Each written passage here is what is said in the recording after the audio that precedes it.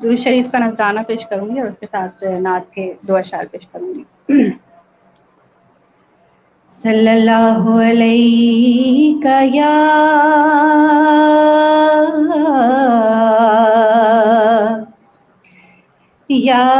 रसूल अल्लाह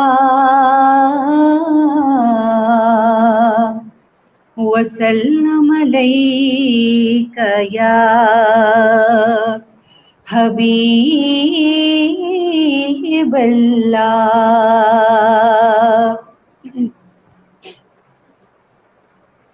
दिलो निगाह की दुनिया नई हुई है, दिलो निगाह की दुनिया नई हुई है। दुरूद पढ़ते ही ये कैसी रोशनी हुई है।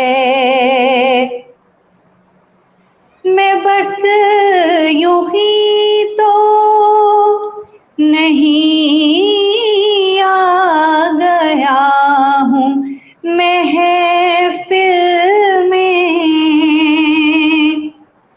मैं बस यूं ही तो नहीं आ गया हूँ महफिल में, कहीं से इज़्न मिला है तो हाज़री हुई है, कहीं से इज़्न मिला है तो हाज़री हुई है। दुरूद पढ़ते ही ये कैसी रोशनी हुई है। दिलो निगाह की दुनिया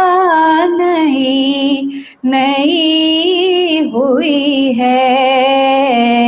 दुरूद पढ़ते ही ये कैसी रोशनी हुई है। सुभान अल्लाह।